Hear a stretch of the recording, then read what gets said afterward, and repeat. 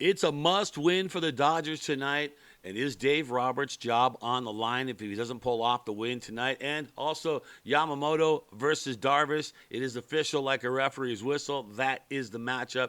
And is Freddie ready? It's Dodger Digest. Brad J. with you. Let's get right down to it. A must-win for the Dodgers tonight. Whew. Man, what a game that was. The last game, and how many pitchers we used? I think we used a small army of pitchers to get things done on game 4. And here's how that went. Here's the pitchers used. This is not a misprint.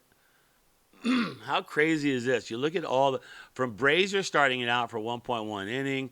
Then we had Bonda come in. Kopech came in early, which we're not used to seeing him in that early. Vesia dropped in a little bit. He contributed. Phillips came in. Hudson came in.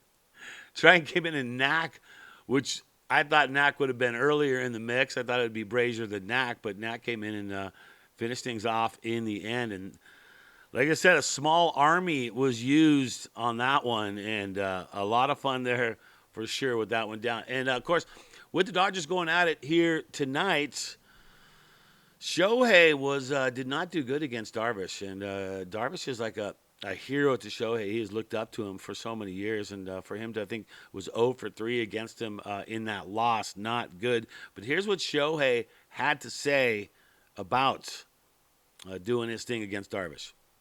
I'm personally looking forward to it.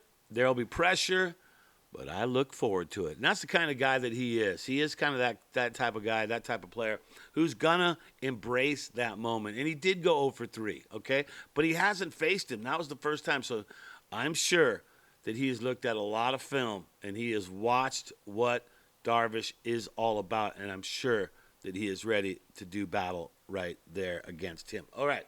So that brings me to the question to you, and I put it out there. Is David Roberts' job on the line if they lose here tonight? It's be an early exit. I said this question the other day on one of my videos, and I'm getting both camps. I get the people who do not like Roberts, who want him out no matter what. He's trash. He's got to go. There's those people, okay? And I hear that all the time. And there's people who defend him who went against me and said, why would you say that about Roberts? I never said. Let me just say this right now. Don't take that literally. If I put a question out there, that's to you, the people that are watching, right? Like, and like I'm saying, is his job on the line? I'm asking you the question, all right? I'm not saying his job's on the line, but I'm asking you, is it? Let's hear it in the comments below. Is Dave Roberts' job on the line if he loses? That's it. It's a simple deal right there. What has he done so far? Sorry, that's his passion speaking right there. 851 wins in his career with 507 losses. Okay, that's his career. He has a .627 winning percentage, which is awesome. It's not awesome. Okay, the only glaring thing you look at Dave Roberts when you look at his record is 46 and 41 in the playoffs. So nearly 500 in the playoffs. Right? He's got 5 more wins than losses in the playoffs, and hopefully it will be 6 more after tonight. But do I agree with everything Dave Roberts does? Every move he makes? No, nobody does, right? Nobody's going to agree with every single move because there's too many moves in baseball, and you're not going to agree with every single move the manager makes. I was definitely not in for it when he put Darvish in for Game 7 in 2017. He was tipping his pitches. He was the guy that shouldn't started. They should have done what he did in Game 4 of this thing. Had a bullpen game on that one. So I don't agree with the start of Darvish in Game 7, which we lost the World Series that year. I don't agree with that, right? But that's it. But for the most part, I'm going to agree with Dave Roberts, and I'll tell you why. One of the biggest reasons why is when I used to work for the Los Angeles Dodgers as a DJ, Dave Roberts was on the team. I used to play stolen base music for that guy. So when he'd steal a base, I would drop the song. Here it is. There's a shot of me right there. Dodger Stadium, working as a DJ back in the day when Dave Roberts was on the team. So for the people who think that I am not a Roberts fan, I'm a Dave Roberts fan. I don't like some of the decisions he makes. That's it. That's all it is to it. But for the most part, I'm a Dave Roberts fan. He's got a great winning percentage. He does the right things. Sometimes I think he can overcomplicate things maybe a little bit, but that's just That's my opinion on him. All right. So the big news is Yamamoto versus Darvish. It is official. Dave Roberts was kind of being quiet on how who's going to start and how it's going to be. Was it going to be a bullpen game again? But, I mean, like I said, you used a small army in the last win. Was that going to happen? Well, he's committed. He's committed to Yamamoto. And there was a lot of questions possibly about Yamamoto tipping pitches in the loss against the Padres by mistake. Did they get that ironed out? Because I hope they did. Because if he was tipping pitches and they were realizing what he was throwing and they teed off on him on that game, well, that's not good. And is he going to have a short leash? That's what you got to wonder. Is it going to be a short leash for Yamamoto? And, I mean, you look at the ERA and you're like, what? Wait, isn't that supposed to be like a 5 or a 1, not both of them together, a 15 ERA? Well, that's, the playoff game that he pitched in, and he got shelled on that one too as well. Well, there's the deal right there. Yamamoto is official. He will start this game. I'll bet you anything. I bet the farm on it. I don't even own a farm. But I would bet the farm if I owned one that he will have a short leash, and Roberts will be looking to possibly pull him if any major problems happen. And I would think as far as the first inning, right? You're not going to let the guy give up 5 earned runs in the first inning and say, oh, no, it's okay.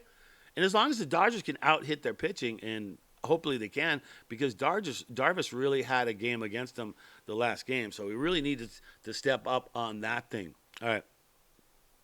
Here's a benefit of mixing and matching we talk about with Roberts that he can share. The relievers could come in. So if it is a short leash and you got to pull them, you look at the Padre lineup and you look at what guys went against what guys as far as the bullpen.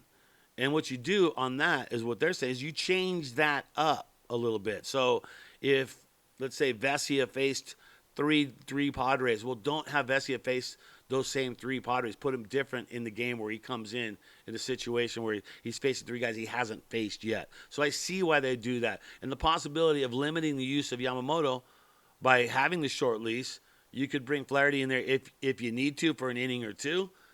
This could make them both available, should the team move on to the NLCS. So that's how that's looking right there. That's the matchups and Yamamoto's in. And, okay, it goes back to the whole Roberts thing. Are you a fan of Yamamoto being the starter here tonight? The way he pitched last time, I really hope they worked it out. When I first heard the news, I was hoping he would do the same thing and just kind of switch it up and do a reliever game, which, we beat the crap out of him with that. So I was hoping that would be the game plan, but it's not. So did they solve the problem? I saw the story. There's like 3 stories on a possibility of Yamamoto tipping pitches in his last outing against the Padres. And hopefully, if that was the case, they've solved it, they fixed it, and hopefully that's not going to happen. All right. So let's talk about Roberts on Darvish. This is what Roberts has to say. He says, I think just for us, it's just being ready to hit. And fact, that is a fact. He doesn't give in. And the dude's got 7 pitches, man. That doesn't make it easy when a guy's got 7 pitches to choose from. But when he throws a slider, curveball in the strike zone, or makes a mistake with a fastball, we've got to be ready to hit it. And I'm talking about Shohei needs to be part of that because he was 0-3 against him, and he needs to show his hero that he looked up to when he was a kid that he can crush him, all right? If we can put pressure on him early, that puts us in a good position, and obviously that's manager speak right there. Yeah, if you do good early, it'll put you in a good position, and you look at the overall. Okay, here's the guys that need to hit. Muncy needs to hit. Muncy is 10 for 41 lifetime against Darvish with 2 home runs. So Muncy can get her done. That's decent right there. He's got a great sample of what Darvish can do. 41 at bats. He's gone 10. He's hit 2 dingers to it. Betts. What has Betts done against Darvish?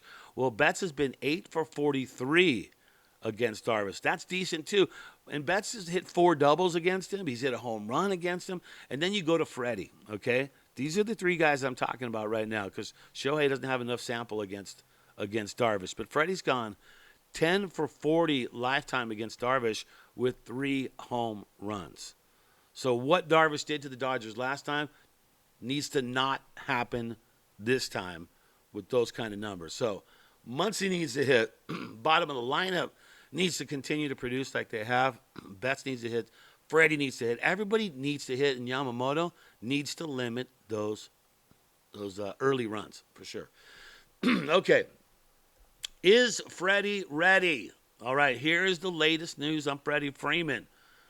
He is likely available for Game 5. Likely. I love it. Freeman and Rojas, who have both been batting lingering injuries, did not appear in Game 4, Division Series at Petco Park. But since then, I'm going to tell you right now, there's no way Freddie is not in this lineup to start this game.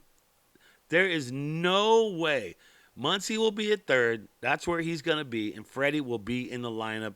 There's no way Freddie's going to I need another day. No, because there might not be another day. So I feel Freddie's ready, and he's ready to get in there. Now, Miggy Rowe, I almost, okay. I'm going to just come clean on this. I'm a fan of Miggy Rowe, but what happened in the Game 3, those early give-ups, man, I really think that he hurt us in that one for being hurt and playing. At some point, you got to put that pride aside and go, you know what? I'm hurt. I'm not 100%. Maybe I should. I don't think he should have been playing shortstop in Game 3. I really don't. But that's beside the point. Let's not dwell on the past. Let's think in the future. But I don't think Miggy Rowe is going to get in and play. All right, hit the subscribe button. We're crushing it. We keep going up the numbers. Mike Nelson and myself, we're putting out content every single day. Continue to follow us and hit that sub button. That's going to do it for Dodger Digest. Good luck for the Dodgers tonight. And always remember, my friends, to think blue.